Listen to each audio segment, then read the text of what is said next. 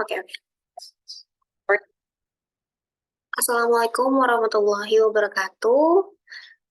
Salam sejahtera untuk kita semua. Perkenalkan, nama saya Eva Beda Fatmawati dari Manajemen Komunikasi, NIM-nya 0323241173. Di sini saya mengambil tema yaitu ketergantungan terhadap AI, yaitu materi dari aplikasi dasar komputer selaku dosen Parudi Kurniawan.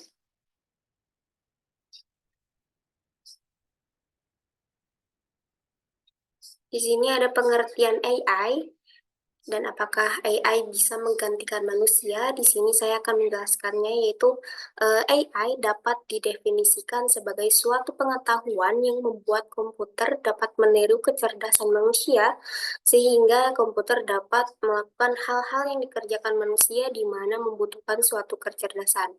AI juga dapat memproses data dalam jumlah besar lebih cepat dan membuat prediksi lebih akurat daripada yang mungkin dilakukan manusia. AI juga semakin menjadi bagian dari kehidupan sehari-hari dan area yang diinvestasikan oleh perusahaan di setiap industri. Tetapi beberapa sistem AI dirancang untuk belajar tanpa pengawasan, misalnya dengan memainkan video game berulang kali hingga mereka akhirnya mengetahui aturan dan cara menangnya. Dan menurut Profesor Emeritus gitu, Sistem Informasi di Singapore Management University, Stephen Miller mengatakan perkembangan dalam kecerdasan buatan berarti bahwa teknologi dapat mencapai lebih banyak hal dan tentu saja akan berdampak pada pekerjaan. Karena mesin fisik, sistem perangkat lunak, dan kombinasi perangkat keras dan perangkat lunak menjadi lebih mampu sebagai hasil dari pemberdayaan AI gitu, maka semakin kemungkinan dan layak secara ekonomi untuk menggantikan sebagian besar porsi pekerjaan manusia saat ini dengan mesin. Dan yang kedua yaitu dampak negatif dan positif terhadap AI dan efek samping dari ketergantungan AI. Pertama, salah satu dampak negatif dari AI adalah hilangnya lapangan pekerjaan. AI dapat menggantikan pekerjaan manusia dalam melakukan tugas-tugas rutin dan berulang. Misalnya nih ya, dalam industri manufaktur, robot dapat menggantikan pekerjaan manusia dalam melakukan pekerjaan yang berulang seperti perakitan produk. Hal ini dapat menyebabkan banyak pekerjaan kehilangan pekerjaan mereka dan mengalami kesulitan dalam mencari pekerjaan. Dan selain itu juga AI juga menyebabkan ketimpangan ekonomi. Teknologi AI membutuhkan biaya yang tinggi untuk pengembangan dan implementasinya. Hal ini membuat hanya perusahaan-perusahaan besar yang mampu mengadopsi teknologi AI, sementara perusahaan kecil dan menengah kesulitan untuk bersaing. Akibatnya, kesenjangan antara perusahaan besar dan kecil semakin melebar. Nah, yang dapat menyebabkan ketimpangan ekonomi yang lebih besar yaitu dari melebarnya itu. Nah, dampak negatif selanjutnya dari AI adalah masalah privasi dan keamanan data. AI menggunakan data pengguna untuk menghasilkan prediksi dan rekomendasi, namun pengguna seringkali tidak menyadari bahwa ada data mereka digunakan dan dapat disalahgunakan. Nah, selain itu, AI juga dapat digunakan untuk melakukan serangan siber dan mencuri data pribadi pengguna. Hal ini dapat mengancam privasi dan keamanan data pengguna.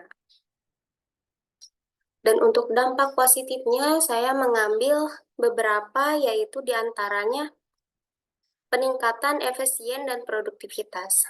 Dan yang kedua yaitu peningkatan dalam perawatan kesehatan. Yang ketiga yaitu transportasi yang aman dan efisien.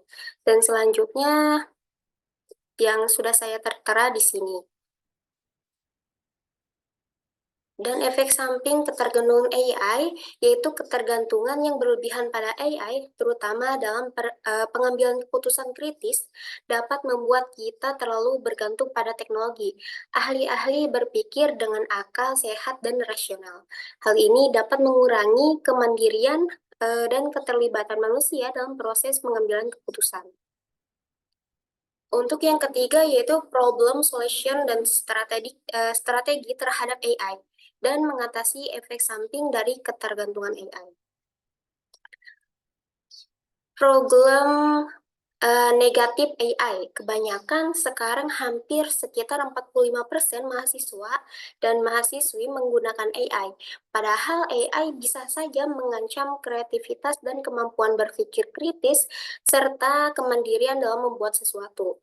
Dan untuk solutionnya yaitu agar AI tidak salah digunakan oleh anak, pendidikan kita cukup menyikapi terus belajar dan beradaptasi. Coba menguasai AI yang dijadikan AI sebagai lawan, namun harus dijadikan sebagai teman. Dan mengatasi efek samping dari ketergantungan AI yaitu inovasi teknologi yang bertanggung jawab, melibatkan partisipasi masyarakat, mendorong pengembangan AI yang bersifat inklusif gitu, menyusun peraturan dan kebijakan jelas.